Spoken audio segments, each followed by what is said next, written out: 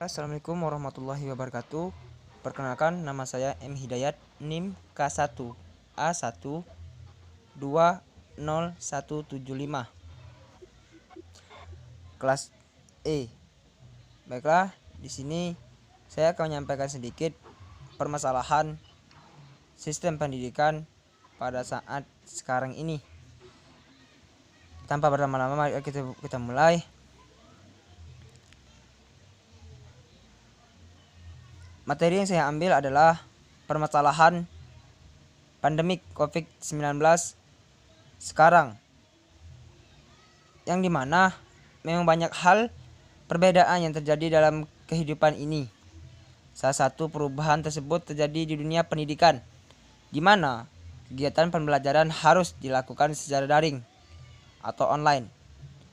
Di Indonesia, yang sering juga terjadi bahkan terjangkit bahwa virus corona mau tak mau harus menjalankan pendidikan secara daring. Sayangnya, dalam pembelajaran secara online ini ditemui banyak kendala atau masalah.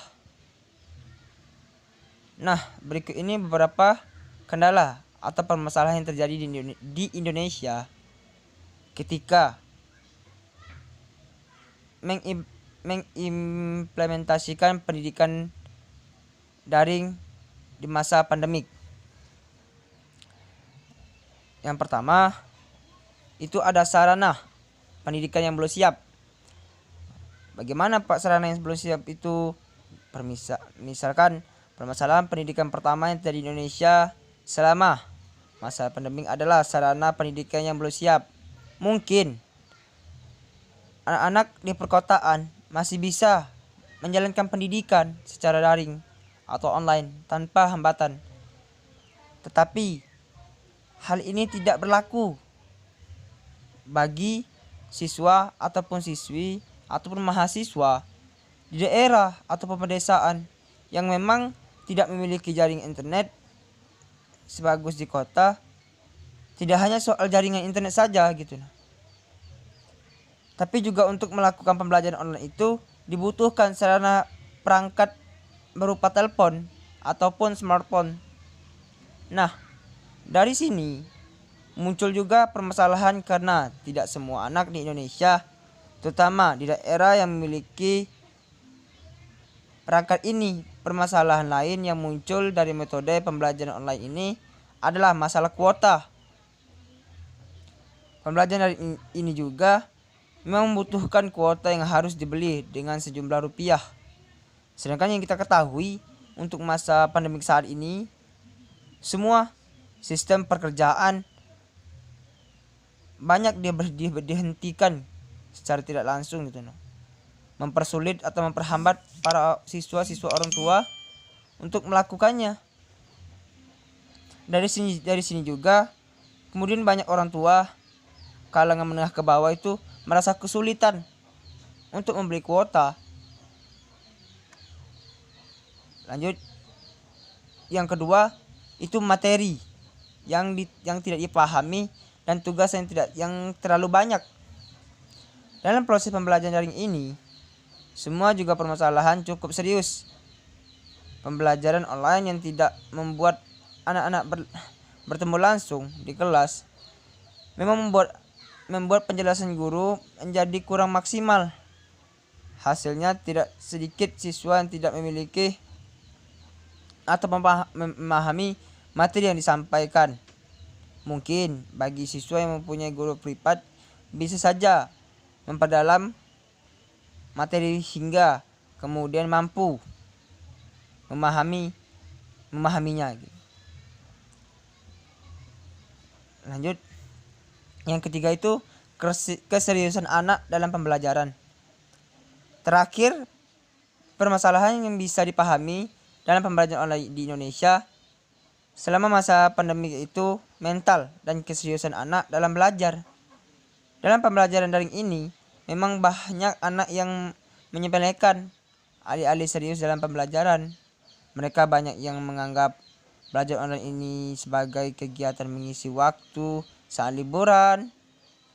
Ditambah lagi dengan kondisi di mana banyak guru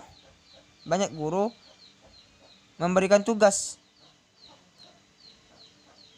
gitu yang memiliki waktu yang sangat sedikit, sedangkan anak hanya bisa tidak mungkin gitu seorang siswa mengerjakan tugas semua mata pelajaran.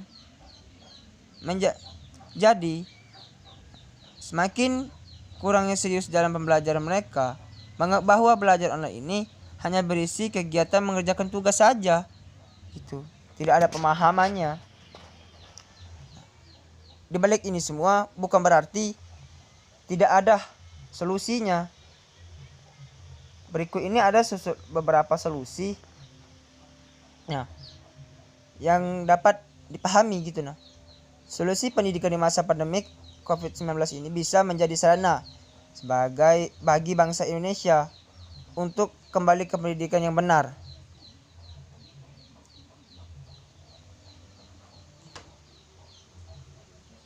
Tulisan ini akan berperan seandainya Mendikbud,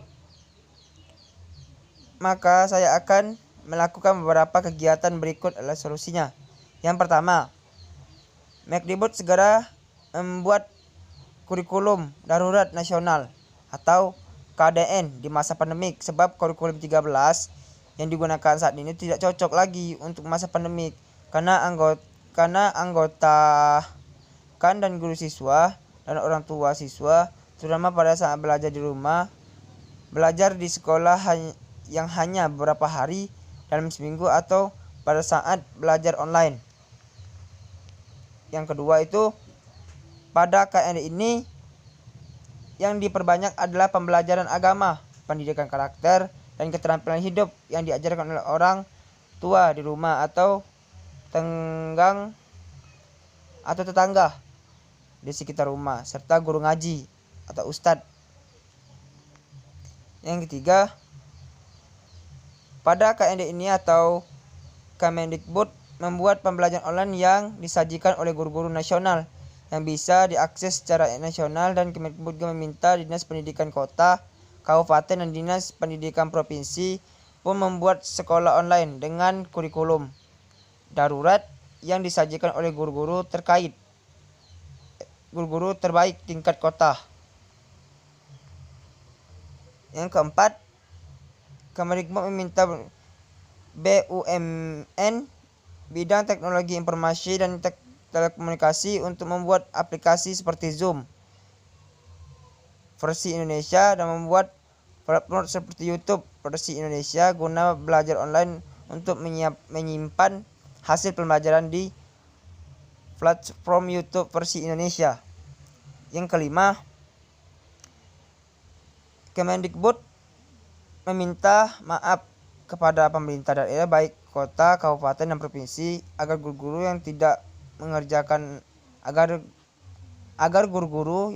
mengajar online untuk mendapat tugas khusus. Guru-guru tersebut selain mengajar mata pembelajaran yang dimiliki secara offline juga menjadi guru pendidikan karakter bagi pelajar di sekitar tempat tinggal sesuai KDN. Mungkin itu saja yang dapat saya sampaikan. Kurang lebih saya mohon maaf. Saya akhiri. Assalamualaikum warahmatullahi wabarakatuh. Terima kasih.